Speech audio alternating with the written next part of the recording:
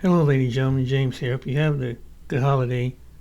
Well, mine has been pretty good, as you see on my last couple videos. I hope you guys doing well. Trying to turn on some light in here. So I got some video for you, and shout out to this content thing, Black Excellent, for bringing this video up. I never knew when it comes to social issues such as. What if I told you that Jim Crow wasn't just black and white? What if I told you Well, that in I'll let you hear it. 1930, Texas Mexican children were dragged out of white schools by police officers and thrown into segregated buildings with no heat, no books, and outdoor toilets?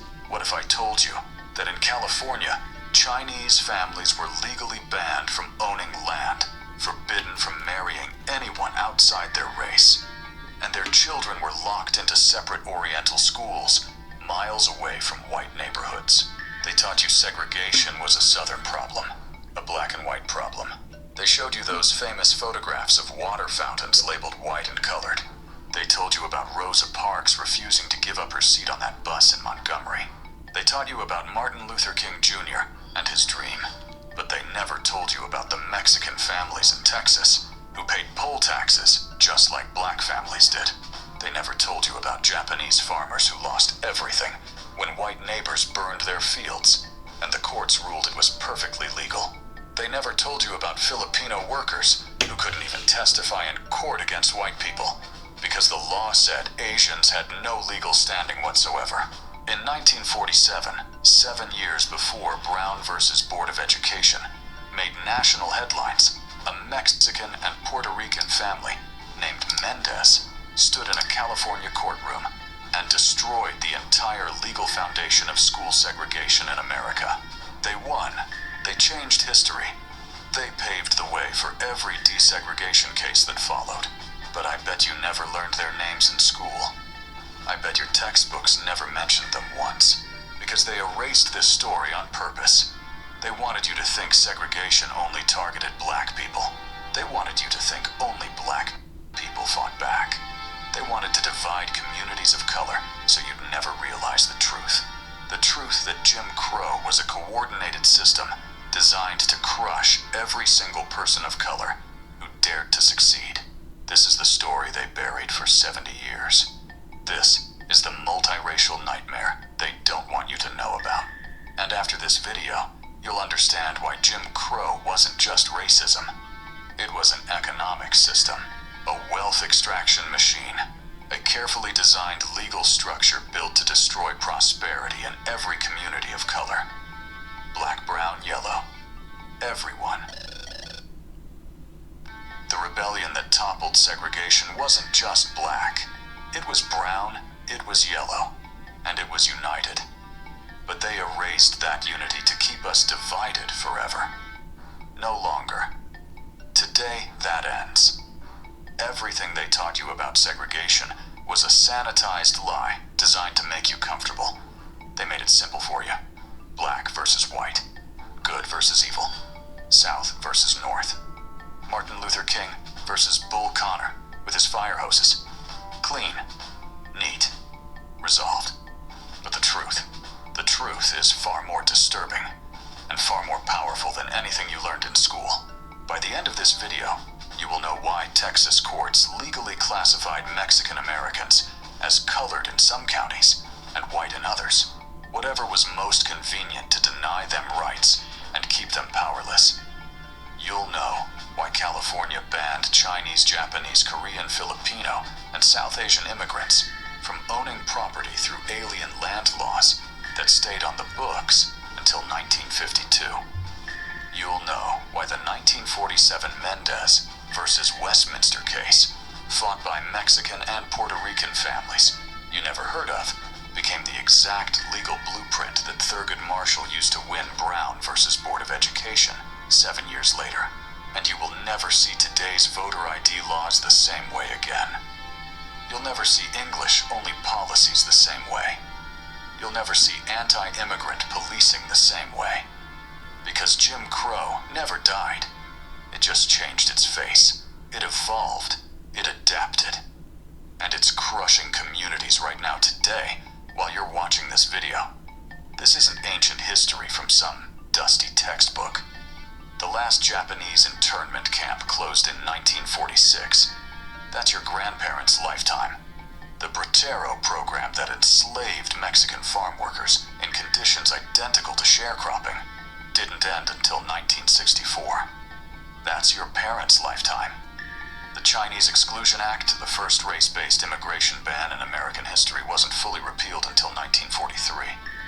This affects your life today. Right now. After this video, you'll understand why Latino neighborhoods have no grocery stores, no banks, no resources. Why Asian Americans face this insidious model minority myth that hides brutal discrimination behind supposed success. Why every community of color is told, at least you're not black, as if oppression is some kind of competition, instead of what it really is. A coordinated conspiracy. By the end of this video, you'll know how Mexican Americans were lynched at rates comparable to black Americans in Texas and California. But those murders were systematically erased from every record, every textbook, every memorial. You'll know how 6 different Asian ethnic groups were legally barred from citizenship, from land ownership, and from interracial marriage under coordinated white supremacist laws that work together like a machine. You'll know how Mendez versus Westminster in 1947 laid the precise legal groundwork that made Brown versus Board possible 7 years before the world ever heard Rosa Parks' name. And you'll never see the system of white supremacy the same way again. Because it wasn't just anti-black. It was anti-everyone who threatened white economic and political power. Everyone. Let me take you back to a moment that changed American history. A moment they erased from your textbooks. Westminster, California. September 1944. The war in Europe is still raging. American soldiers are dying on foreign beaches. And here in Orange County, California, a Mexican immigrant named Gonzalo Mendez and his Puerto Rican wife, Felicitas, are driving their 3 children to school. Sylvia Gonzalo Jr. and Jerome. They're dressed in clean clothes. They speak perfect English. They're American citizens. And they're about to walk into their neighborhood elementary school. 17th Street Elementary. Clean building. Well funded. Good teachers. 5 minutes from their family farm. The principal meets them at the door. She looks at the Mendez children. She sees their dark skin, their dark hair. She sees that Spanish last name on the enrollment forms, and she shakes her head. Your children cannot attend this school. They must go to Hoover Elementary. Hoover Elementary was 2 miles away in the worst part of town. It was a dilapidated building with no heating system. Broken windows that let in rain and cold air. Outdoor toilets. Textbooks so old they were falling apart. It was the Mexican school. The place where Orange County sent every child with a Spanish surname, no matter how well they spoke English, no matter if they were citizens, no matter their academic ability. If you looked Mexican, you went to the Mexican school. Period. Gonzalo Mendez was furious. His children were American citizens. They spoke English fluently. Perfectly. Better than some white kids in that neighborhood. They had the same rights as any white child in Westminster. Or so he thought. So he had been taught to believe. He didn't accept it. He went to the school board and demanded an explanation. They denied his appeal. He went to the county superintendent. Denied again. He went to every authority figure he could find. Every single one told him the same thing. The law is the law. Mexican children go to Mexican schools. That's how it works. That's how it's always worked. Go home. But Gonzalo Mendez didn't go home. He hired a lawyer, a Jewish civil rights attorney named David Marcus, who understood persecution firsthand. A man who knew what it meant to be treated as less than human by laws that claimed to be fair. and Gonzalo found 4 other families: Thomas Estrada, William Guzman, Frank Palomino, Lorenzo Ramirez, all Mexican-American fathers whose children faced the exact same discrimination in Orange County schools. Together, they did something radical, something dangerous, something that could have destroyed their lives. They filed a federal lawsuit in 1945, Mendez and others versus Westminster School District of Orange County. They weren't just fighting for their 5 families. They were fighting for 5,000 Mexican-American children across Orange County who were being segregated into inferior schools based purely on their ethnicity. These men had everything to lose. Gonzalo mortgaged his 40-acre asparagus farm to pay the legal fees. He risked his business, his savings, his family's safety. White neighbors vandalized his property. Local businesses refused to serve him. He received death threats in the mail, anonymous phone calls in the middle of the night, telling him to drop the lawsuit or else. But he didn't stop, because this wasn't just about his children anymore. This was about every Mexican child in California who deserved equality. Every family that faced legal discrimination disguised as language policy or educational necessity. On February 18, 1946, Federal Judge Paul McCormick issued his ruling.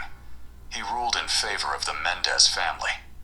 He wrote that segregating Mexican-American students was unconstitutional, that the separate but equal doctrine established by Plessy versus Ferguson in 1896 did not apply. That segregation itself was inherently harmful and violated the 14th Amendment's guarantee of equal protection under the law. The school districts appealed immediately. They had money. They had power. They had the entire system behind them. But on April 14, 1947, the Ninth Circuit Court of Appeals upheld Judge McCormick's decision. Segregation of Mexican-American students was unconstitutional. Final answer. 1 year later, California Governor Earl Warren signed legislation ending all school segregation in California. Every type, every loophole. Done. The same Earl Warren who would later become Chief Justice of the United States Supreme Court and preside over Brown versus Board of Education in 1954. Do you see it now? The Mendez family didn't just win a lawsuit. They destroyed the legal foundation of school segregation in America 7 years before Brown. Thurgood Marshall, the legendary NAACP lawyer, filed an amicus brief in the Mendez case. He studied the legal arguments. He studied how Judge McCormick dismantled separate but equal. And he used that exact blueprint to win Brown versus Board of Education. But you never learned this in school. They never taught you that the legal strategy that ended segregation came from a Mexican and Puerto Rican family. They never told you that Latinos fought this fight first, that they won, that they changed American history. Why? Because it complicated the narrative, because it showed solidarity, because it proved that segregation wasn't just anti-black, it was anti-everyone. And if communities of color ever realized that truth and united the system would collapse overnight. Hold that thought, because what I'm about to show you next proves this wasn't random. This wasn't isolated. This was a coordinated national system of oppression targeting every non-white group in America. And the legal mechanisms they used, they're still being used today. Let me show you exactly how deep this goes. Because the Mendez case didn't happen in a vacuum. It happened inside a massive legal structure built specifically to crush every community of color that tried to build wealth. California didn't just segregate Mexican children. They had an entire system designed to destroy Asian prosperity. And it started with land. 1913. California passed the Alien Land Law. On the surface, it sounded neutral. It said aliens ineligible for citizenship cannot own agricultural land in California. Sounds reasonable, right? Except, here's what they didn't tell you. Who exactly was ineligible for citizenship? Asians. Only Asians. Chinese, Japanese, Korean, Filipino, South Asian. Every single Asian ethnic group. Because in 1913, the Federal Naturalization Act of 1790 limited citizenship to free white persons. Then, in 1870, they amended it to include persons of African descent after the Civil War. But Asians specifically excluded. By law. On purpose. So when California passed the Alien Land Law in 1913, it was specifically targeting Japanese farmers who were out-competing white farmers. Let me give you the numbers. By 1920, Japanese Americans controlled $67 million in agricultural property in California. $67 million in 1920 dollars. That's nearly $1 billion in today's money. Japanese immigrant families, many of whom arrived with nothing, had turned California's unusable desert land into the most productive farmland in America. They were producing 40% of California's commercial vegetables on just 1% of the state's farmland. 40%. 1% of the land. White farmers were furious. They couldn't compete. So they went to the California legislature and demanded action. They called Japanese agricultural success an economic invasion, a yellow peril, a threat to white prosperity. And the legislature listened. The 1913 Alien Land Law prohibited land ownership, but still allowed leasing for up to 3 years. So Japanese families adapted. They're smart. They're resourceful. They bought land in their American-born children's names. Legal citizens. Legal workaround. So in 1920, California amended the law to close that loophole. No leasing anymore. No land purchases through American-born children. No transfer of land to Asian immigrants through any means whatsoever. Total ban. And it wasn't just California. Other states watched and copied the model. Washington passed their Alien Land Law in 1921. Arizona in 1921. Oregon in 1923. Montana in 1923. New Mexico in 1922. Idaho in 1923. By 1940, 15 states had alien land laws specifically targeting Asian immigrants. 15 states coordinating to destroy Asian wealth. These laws stayed in effect until 1952. Let that sink in. 1952. That's 39 years of state-sanctioned land theft. You know that happened, did you? I didn't even know that happened. Freedom without land was a fragile promise. In the ruins of the Confederacy, a bold idea briefly emerged. Land redistribution.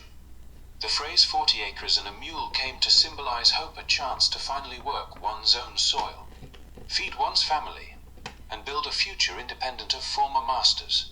For a short moment, that hope felt real. Across the South, black families settled abandoned plantations, planting crops, building homes, and imagining a life rooted in ownership rather than survival. Land meant more than property. It meant safety, dignity, and generational security. But that moment did not last. Political pressure, legal reversals, and shifting priorities in Washington quickly erased those gains. The land was taken back, often quietly, often legally, and almost always returned to white hands. What followed was not a single event, but a long process, one that reshaped American wealth, power, and inequality for generations. This story is not only about the past, explains why land ownership, opportunity, and economic security remain so even today. It reveals how promises made at the end of slavery were undone, and how those broken promises still echo through modern America.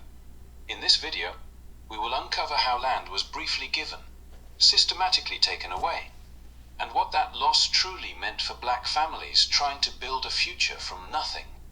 The facts may surprise you, and the consequences are far-reaching. If you value clear, well-researched stories that uncover the hidden layers of history, take a moment to like this video, subscribe to the channel, and turn on notifications so you do not miss what comes next. Now, let us begin at the moment when freedom seemed within reach, and land held the promise of a new life. When the promise of land was quietly taken away after the Civil War, the loss did not always arrive with soldiers or open confrontation. Instead, it unfolded through paperwork, courtrooms, and rules written in language that appeared neutral but rarely were. For many black families who had managed to hold on to land despite broken federal promises, ownership became a constant battle against systems designed to favor someone else. What began as hope rooted in soil slowly turned into uncertainty shaped by law. In rural counties across the South, courtrooms became decisive arenas. Judges, clerks, and local officials often interpreted property disputes in ways that benefited white claimants, even when black families could prove long-term possession. Missed tax notices, minor clerical errors, or disputes over boundaries were enough to trigger legal actions that stripped families of land they had worked for decades. These cases rarely made headlines, but their impact was permanent. A farm lost through a court order vanished not only from a family present, but from its future. One of the most damaging mechanisms was heirs' property. Because formerly enslaved people had limited access to legal services, many passed land to their children without formal wills. Over time, a single parcel might belong to dozens of descendants, each holding a fractional share. This arrangement made the land vulnerable. Outside buyers could legally purchase the share of one heir, then force a court-ordered sale of the entire property. Families who had lived on the land for generations were suddenly faced with auctions they could not afford to stop, watching their heritage sold to the highest bidder. As black communities slowly expanded into towns and cities, land loss followed them there as well. Through eminent domain, governments seized property for highways, schools, and redevelopment projects labeled as serving the public interest. In practice, black neighborhoods were far more likely to be targeted, especially when the land sat near growing commercial districts. Homes, churches, and businesses were demolished. Compensation was often inadequate, and relocation fractured communities that had taken decades to build.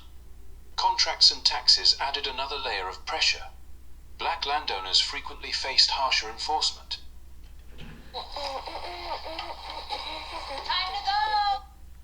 But yet they feel like they shouldn't owe either us or the other people reparations, especially us. And they don't feel bad about it.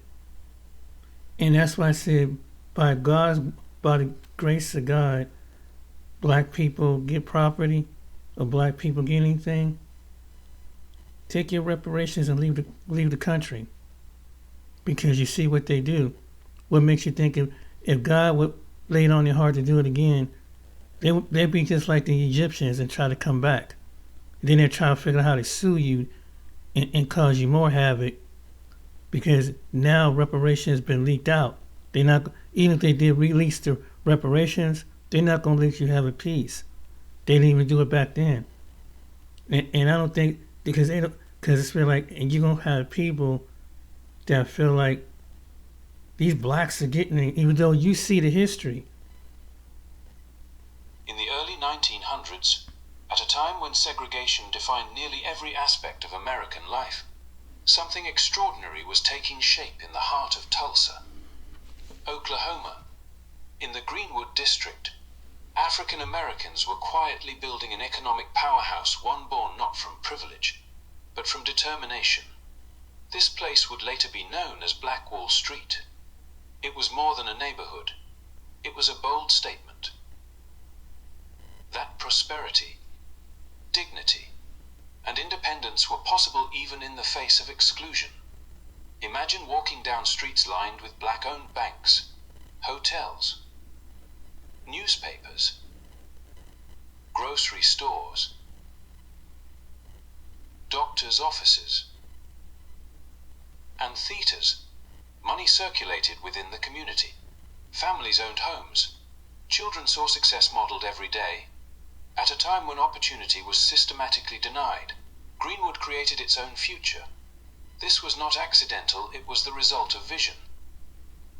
Discipline, cooperation, and an unbreakable belief in self-reliance. But Black Wall Street was never just about wealth.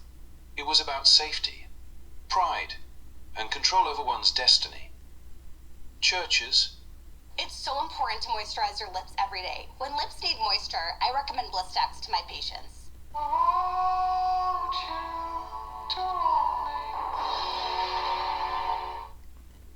Schools and civic groups formed They the backbone get of a slick in doing community that now. that refused to accept the limits placed upon it.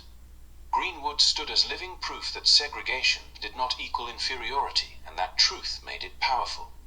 In today's video, we are going to explore how Black Wall Street rose, why it mattered so deeply, and what its story reveals about success, resistance, and vulnerability in American history. This is not just a story of the past. Its echoes still shape conversations about inequality, opportunity, and memory today. If you value historical stories that go beyond textbook stories that explain not just what happened, but why it matters, make sure to like this video, subscribe to the channel, and turn on notifications so you do not miss future documentaries. Now, let us go back to Greenwood before the name Black Wall Street became a symbol, and before its legacy was forever changed. By the time Greenwood was earning the nickname Black Wall Street, the foundations described earlier had already transformed into something visible, vibrant, and deeply alive. The same determination that drove African Americans to seek economic independence under segregation now shaped every street, every storefront, and every daily routine within the district. Greenwood was not a distant ideal of success. It was a lived experience, unfolding from morning until night in ways that felt both ordinary and remarkable.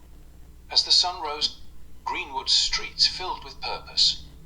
Business owners unlocked the doors of banks that offered loans when white institutions would not.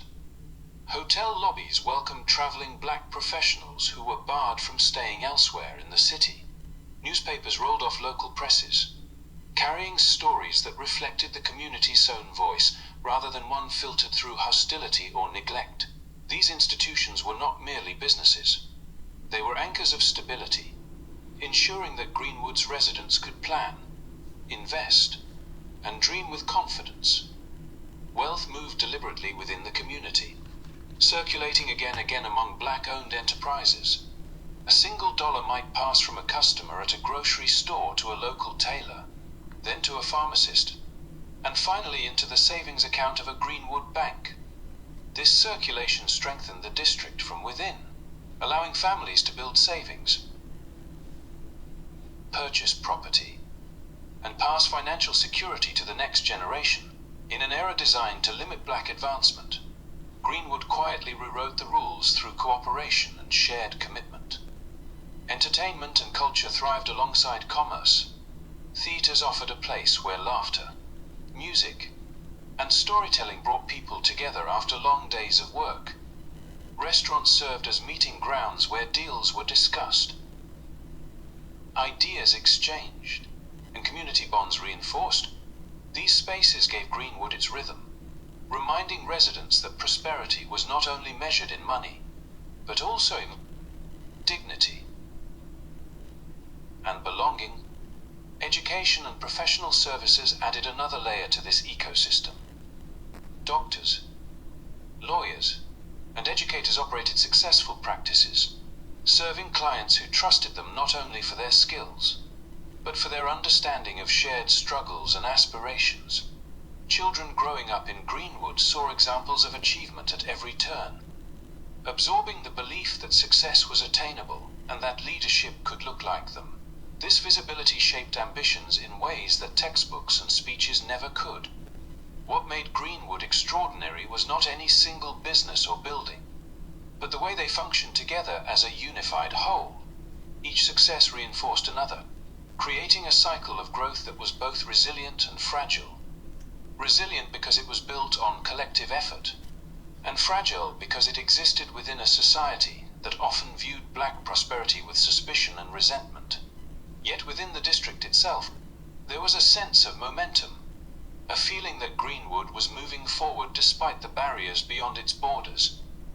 This economic strength was inseparable from the pride and confidence of its people. Greenwood stood as proof that self-sufficiency was not a theory, but a reality already achieved. It was a place where opportunity was created rather than requested, where community values guided progress, and where success carried a deeper meaning than profit alone.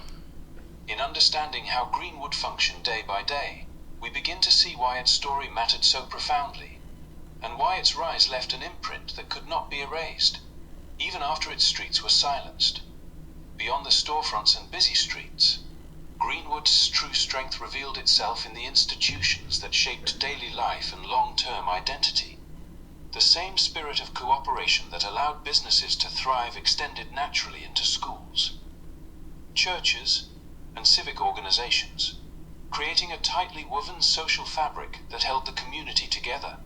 Economic success gave Greenwood stability, but these institutions gave it meaning, direction, and endurance. Schools in Greenwood were more than places of instruction. They were spaces of affirmation in a world that often denied black intellect and potential. Teachers understood that education was both a shield and a pathway, equipping children with skills while instilling confidence and discipline. Classrooms emphasized excellence not as a luxury, but as a necessity for survival and progress. Parents. When it's time to scale your business, it's time. Well, ain't that something? And so what America known to do was call this group of people up. Most people think America's most infamous racist brotherhood was just a fringe group of men in white robes sneaking around at night. They have no idea that this organization once controlled entire police departments, stacked school boards, installed governors, and ran a multi-million-dollar political machine that reached from Alabama to Indiana to Colorado. They don't know that federal intelligence reports from the 2000s, not the 60s, documented active Klan infiltration inside American law enforcement, or that judges, pastors, and even Hollywood studios helped resurrect their mythology and broadcast it to the entire country. But the truth is even darker. This organization never disappeared. It mutated. It went underground. Its members traded robes for uniforms, business suits, and political influence. And the systems it built, the laws, the voter suppression tactics, the networks of intimidation, survived long after the hoods came off. In this video, we're exposing the secret councils that operated above local governments, the coded rituals and ranks borrowed from ancient orders, the propaganda machine that rewired American culture, and the modern groups that quietly inherited the playbook of America's oldest terrorist network.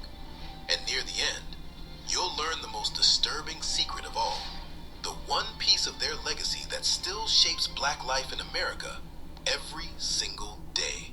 They controlled the sheriff who investigated the crime, the prosecutor who declined to press charges, the judge who dismissed the case, and the newspaper editor who never reported it.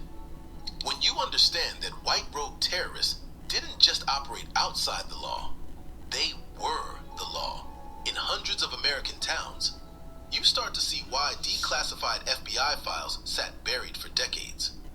Because those files proved what historians whispered but couldn't publish. The Klan built a shadow government that controlled entire states. And when federal agents claimed they dismantled it, Klan members just took off their hoods, kept their badges, and continued running the system from the inside. Christmas Eve should mean peace, but Christmas Eve, 1865, in Pulaski, Tennessee, meant something else entirely. 6 Confederate officers gathered, their uniforms gone, but their hatred intact. General Robert E. Lee surrendered 8 months earlier. Black men now held political office in states their labor built.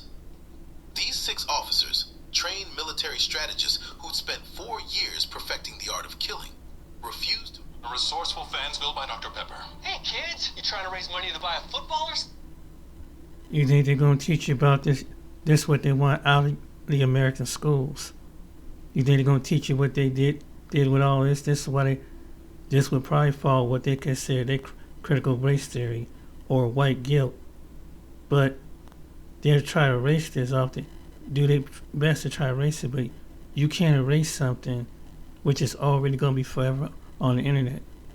And it's just like the way, during the time of ancient time, like when ancient Israel was getting hemmed up up at a castle when the armies were coming after Israel. This is a biblical lesson. This before they were taken into slavery. Some refused to go into slavery because, and what those ancient armies did, but they don't realize in the end, even though they scraped away history, they try to scrape away the history of Egypt, they try to scrape away of ancient Israel.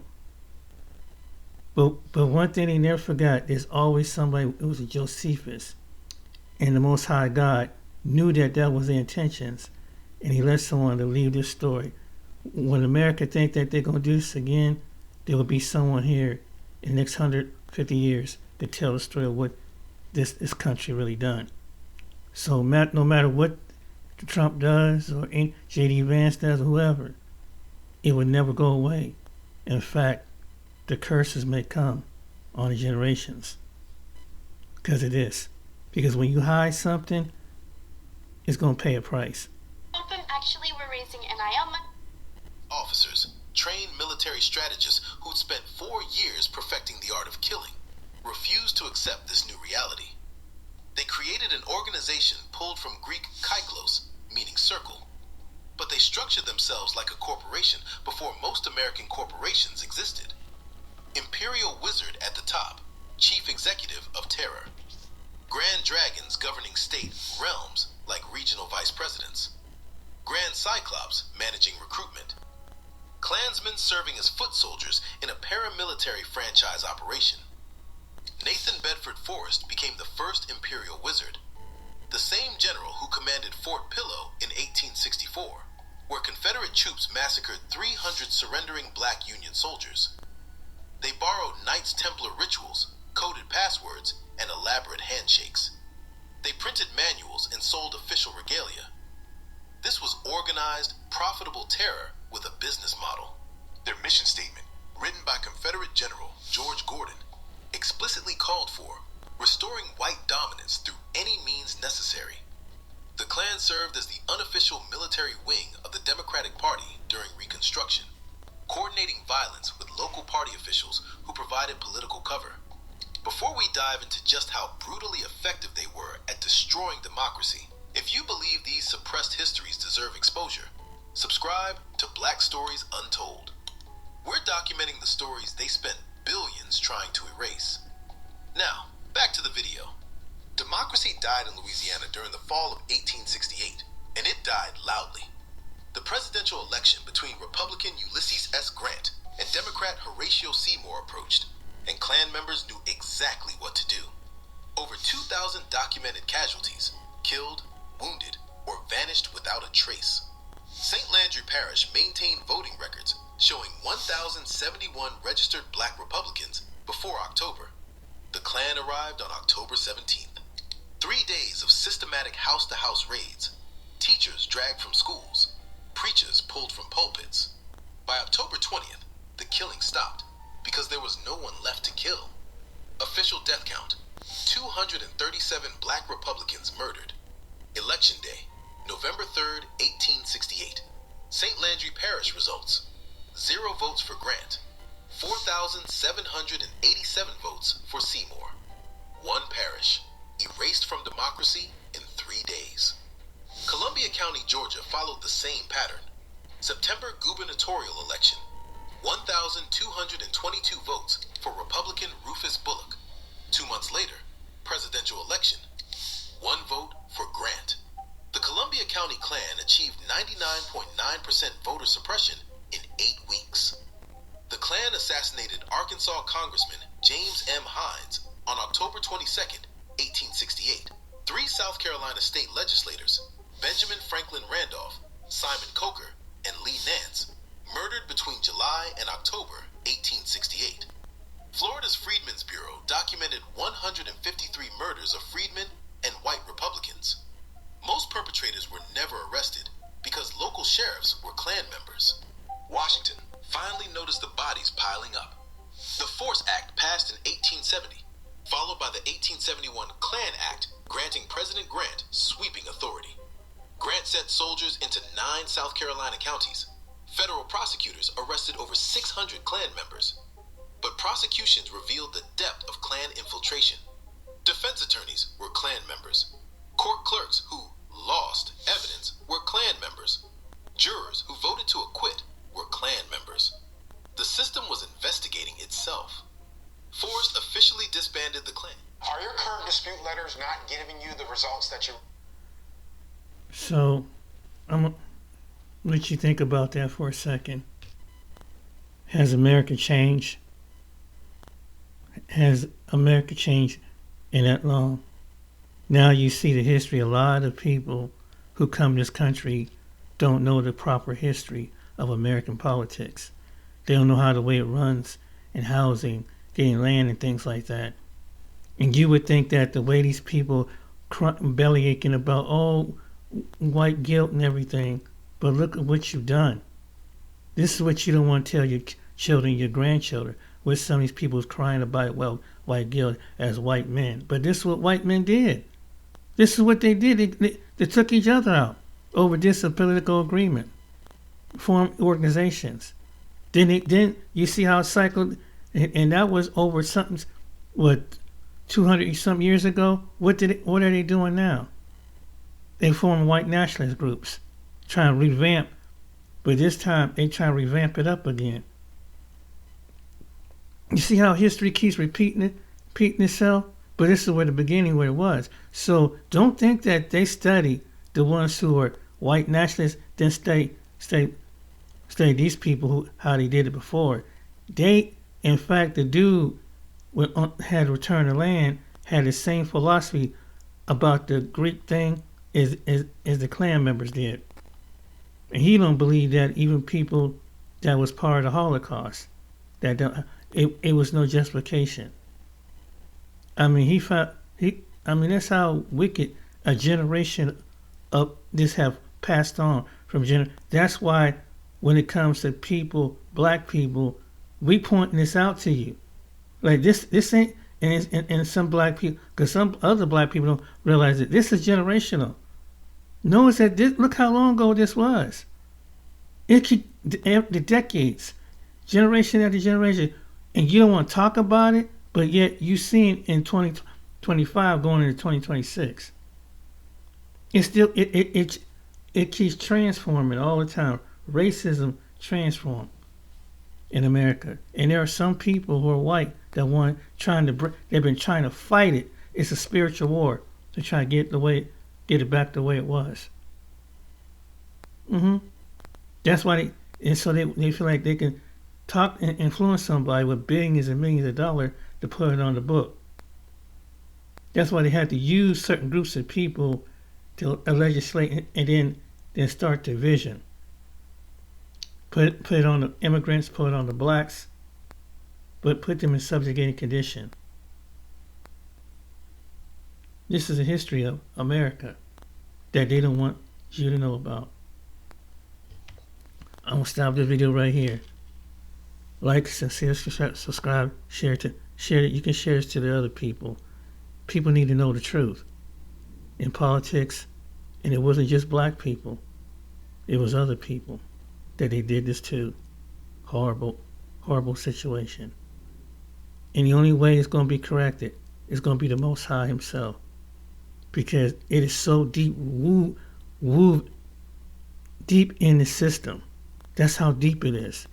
And some senators and congressmen, they are the descendants of these people that want to keep it up for the next 100 years. That's why the Most High got to come back to settle this once and for all. You agree? I know I do. I'm sick of this mess. And they use to conquer and divide. Poor white versus other people. Poor immigrants against the blacks against the other. You've seen what they're doing. And so this is what it's about. But they really didn't respect the other races of people. Damn. See what they did? The Latinos, the Asians, and the other people. And I hope that there's some Asian Americans, Latino Americans come across this. You need to know about this history. Go back and tell your people what they've done. To not just, us versus them. They may seem like the blacks were just belly aching. But you don't know the whole history. Asian Americans, you don't know the whole history. East Asian Americans, South Asian, you don't know the whole history. And others, you don't know the history. Africans, you don't even know the history. This is the real history of America that they're trying to scrape off the planet. But the Most High will not let them scrape. And that's what they belly aching about. This is what they meant to quote terms, woke. Because they want to keep the same system up. When they belly ache. Right now they under the curse of the law. It's because of what injustice have done. This is part of injustice that's why we're struggling. And even though it's falling on the average man, but it's gonna get to them. God's gonna punish them in the end. Trust me. He's gonna get them. You may get by, but your money you ain't gonna get away with this. Cause you will pay by his time and season. And I hope they do. Take care, be blessed. See you on the next video.